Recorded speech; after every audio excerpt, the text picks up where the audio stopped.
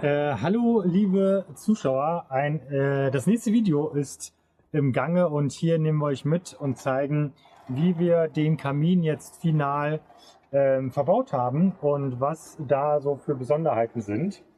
Genau, der Kamin ist von Kanada, der Cubic Mini, den wir hier verbaut haben.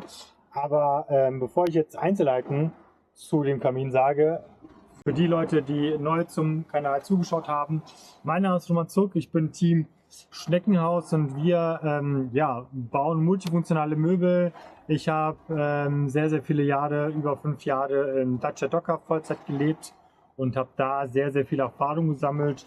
Und darauf ausbauend lebe ich jetzt in diesem kleinen Wagen und unser Fokus ist hier neben den Ausbauten von Fahrzeugen, von Tiny Houses und Microapartments auch multifunktionale Möbel zu bauen. Und deshalb, wenn ihr das noch nicht die letzten Videos gesehen habt, gerne abonnieren, gerne ein Like da lassen. Das wird jetzt die nächsten Wochen und Monate sehr, sehr, sehr spannend hier, weil wir Innovationen zeigen werden, die es so eigentlich noch nicht auf dem Markt gibt. Natürlich ist das auch ein bisschen ein langer Prozess, weil wir das Ganze schützen müssen, aber nichtsdestotrotz ist es auf jeden Fall sehenswert und bringt das ein oder andere Wow-Moment. So, zum Kamin. Genau, der hat zwei Luftströme, einmal einen primären Luftstrom, der ist hier unten. Das geht dann durch die Karosserie, so dass der immer die Frischluftzuluft von außen hat, und einmal den sekundären, das ist die Zuluft von hier vorne, damit man mehr oder weniger das Glutbild ein bisschen steuern kann und die Verbrennung auch ein bisschen reduzieren kann.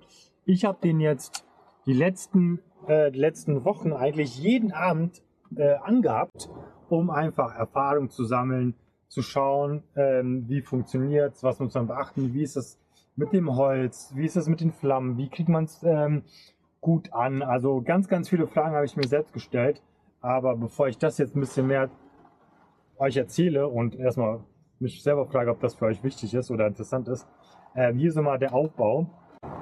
Genau, unten die Feuerstelle, dann haben wir hier ein Außenrohr, wir haben auch nochmal ein Innenrohr und das Innenrohr lässt sich durch diesen Mechanismus wunderbar nach außen drücken und so hat man das Ganze dann auch nach außen ausgefahren.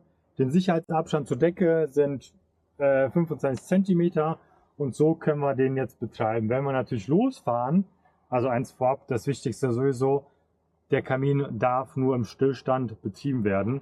Nicht auf die Idee kommen, sowas während der Fahrt zu betreiben.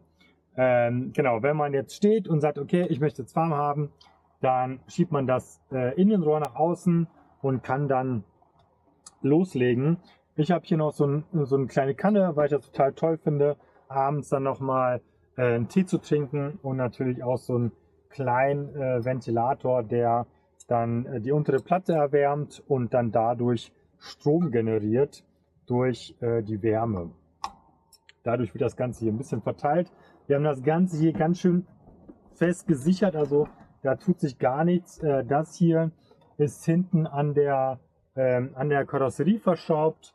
Wir haben hier ein Schutzblech, ein Hitzeschutzblech.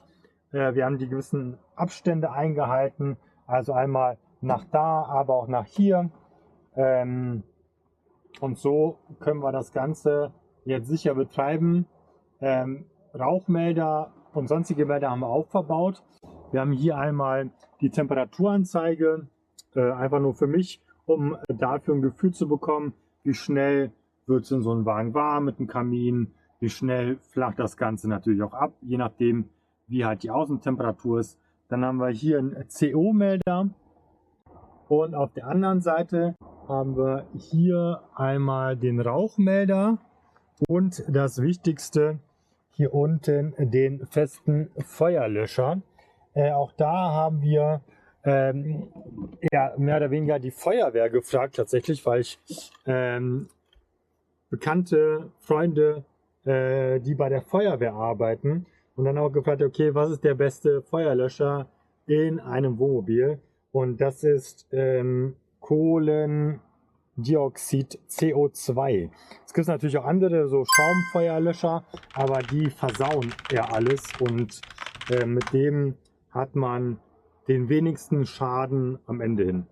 Also deshalb auch ganz, ganz wichtig und unverzichtbar, den dann auch, oder an sich Feuerlöscher positioniert man ja eher in der Nähe von den Ein- und Ausgängen und deshalb hat er da seinen Platz, dass man von sofort eigentlich zugreifen kann. Und Roman, kannst du nochmal für unsere Zuschauer erklären, weil du sagtest, der Feuerlöscher ist fest installiert, auch wenn man jetzt auf der Fahrt unterwegs ist, wie ihr den festgemacht habt? Achso, ja klar. Wir haben hinten einen Bügel genommen, der dann über die Säule befestigt wird und ja, man kann das ein bisschen schwer erkennen, aber genau, wenn man es eher abnimmt, den haben wir dann genau an dem Bügel dran, das sind 2 Bügel. Und hier halt mit Schrauben fixiert, relativ nah dran, so dass man auch einen kleinen, geringen Hebelarm hat. Und ja, somit ist das Ganze fest während der Fahrt und lässt sich auch gleichzeitig leicht entnehmen und hoffentlich niemals nutzen. Genau, was kann ich sonst zum Kamin sagen? Ich habe den in den letzten Wochen ja, intensiv getestet, jeden Abend, und werde das jetzt dauerhaft weiterhin jeden Abend betreiben, damit ich einfach viel, viel besseres Gefühl dafür bekomme, zur Feuer, zur Blutbildung, zum Holz. Habe da schon ein paar Sachen geholt, wie jetzt zum Beispiel diese Wachs ja, Anzünder, die einfach unglaublich schnell das Holz zum Brennen bringen. Habe eine kleine Axt zugelegt, wo ich dann Holz ein bisschen klein schneide. Ich blende euch entweder hier oder da gleich mal ein, so ein paar Fotos, wo ich aufgreife, wie schnell oder in welchen Zeitabständen welche Temperatur erreicht ist, bei was für eine Außentemperatur, damit ihr mal so ein Gefühl bekommt, okay, wie schnell wird es eigentlich warm. Aber ich hatte mal so ein Info vorab, in einer Stunde, wenn man den aufheizt, natürlich nicht volle Kanne, sondern echt Schritt für Schritt, da habe ich schon an einer Stunde 30 Grad gehabt in dem Wagen. Und das ist dann schon echt sehr schnell. Aber es ist auch natürlich eine ganz andere Wärme. Und ja, ich würde den auf jeden Fall nicht missen. Mir macht es unglaublich großen Spaß, auch das Holz zu knistern, zu hören, immer wieder mal Holz nachzuschmeißen. Der hat jetzt natürlich auch eine kleine Größe, das muss man auch sagen. Also wenn man sagt, ich mache den jetzt mal an, wie man es von zu Hause kennt, und kann dann irgendwann, wenn das Holz nicht mehr brennt, schlafen gehen. Ich habe da noch ganz, ganz viel Restwärme. Das ist bei dem nicht der Fall. Also ja, es wird hier warm.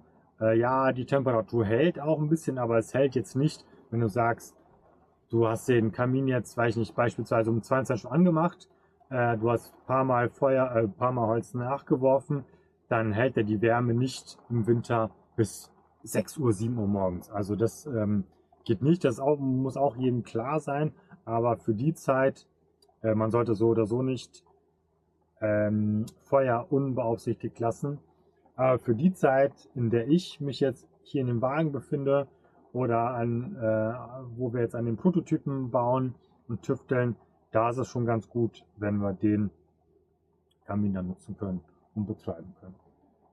Genau, hier die Temperaturanzeige finde ich auch extrem hilfreich. Habe ich auch von anderen, ja, sag ich mal, YouTubern gesehen bekommen, dass man immer hier in dem inneren Bereich ist die Gradanzahl, dass man so zwischen ja, 130 bis 240 da so die Range hat, wo man die beste Wärmeabgabe hat und wo das Rohr jetzt nicht anfängt zu glühen. Also klar kann man ganz, ganz schnell ganz, ganz viel Holz nachwerfen, um halt ja, die Hitze schnell zu bekommen.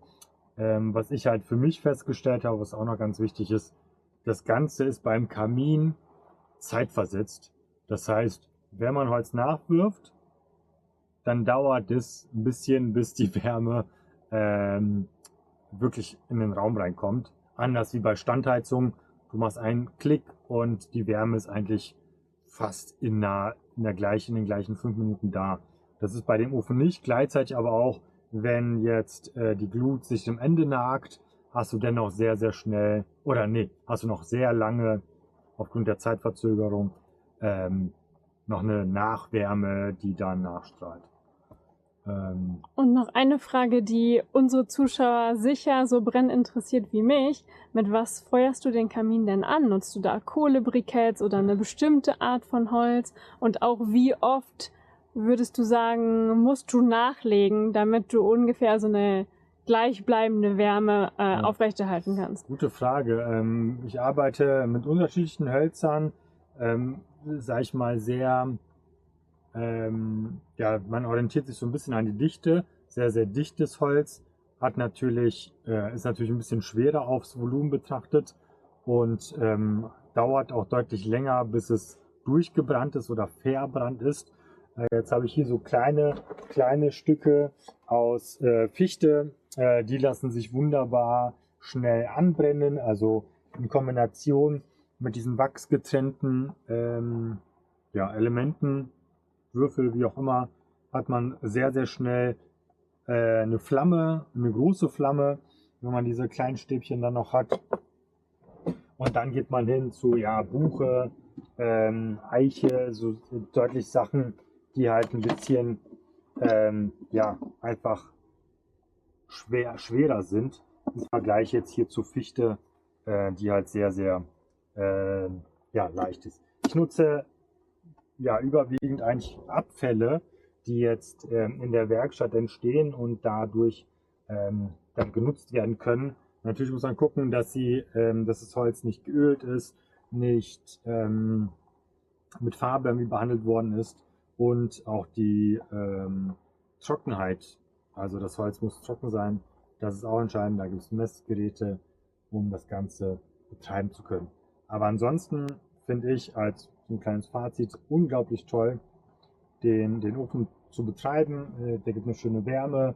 Auch die Abstände zum Blech, zum Boden, hier zu den Seiten ist gegeben. Jetzt hier das blaue Tuch ist normalerweise weg. Das haben wir jetzt vorgetan, weil einfach die dahintere Entwicklung zu sehen ist. Und da sind wir einfach nicht fertig und wollen nicht zu viel zeigen. Aber es wird auf jeden Fall spannend, was wir euch in den nächsten Videos darbringen werden. Ich werde mir jetzt auch mal die nächsten Tage einfach mal die Kamera schnappen, werde das Ganze mal anfeuern und dann könnt ihr sehen und beobachten und natürlich auch Fragen stellen, was euch so im Kopf dann so einfällt. Genau. Und jetzt ist erstmal wichtig, den runterzufahren. Der hakt ein bisschen. Wegen der Schraube wahrscheinlich. Genau. So. Und dann können wir eigentlich loslegen. Was würde euch noch interessieren beim Thema Camperausbau, beim Thema Minicamper oder Tiny Häuser? Wir haben jetzt die ersten Projekte, wo es auch in Mikroapartments geht. Da nehmen wir euch auch mit. Also hinter den Kulissen ist da mein Wort, euch da mitzunehmen. Stellt euch gerne die Kommentare, was ihr wissen wollen würdet. Oder könnt ihr euch sowas vorstellen in eurem Wagen? Fragen über Fragen. Ja, vielen Dank, dass ihr eingeschaltet habt und bleibt auf jeden Fall dran. Der Roman hat jetzt schon einen sehr interessanten Vorgeschmack gegeben, an welchen zukünftigen Prototypen wir arbeiten. Daher bleibt dabei und schaltet rein, denn wir werden demnächst mehr darüber berichten. Cool, vielen Dank fürs Einschalten und bis zum nächsten Mal. Ciao, ciao. Hey Leute, das Wichtigste oder fast das Wichtigste haben wir vergessen. Ein besonderer Highlight, wo wir uns echt Gedanken gemacht haben, war, wo tun wir das ganze Equipment von dem Kamin hin oder das ganze Besteck. Und da haben wir das so verbaut, dass wir hier einen Auszug haben und können dann hier die Asche wegräumen. Wir haben auch natürlich hier so einen noch mobilen Aschebehälter, den wir dann irgendwo immer positionieren oder ich. Aber ansonsten total süß, total cool versteckt hier hinter. Und dadurch, das kannst du mal hier kommen, Michelle, kann man das hier so sehen. Wir haben hier Holz und eine Schicht Armaflex, damit das Ganze während der Fahrt nicht rattert und knattert. Und so ja, ist das Ganze cool verbaut, versteckt und sicher.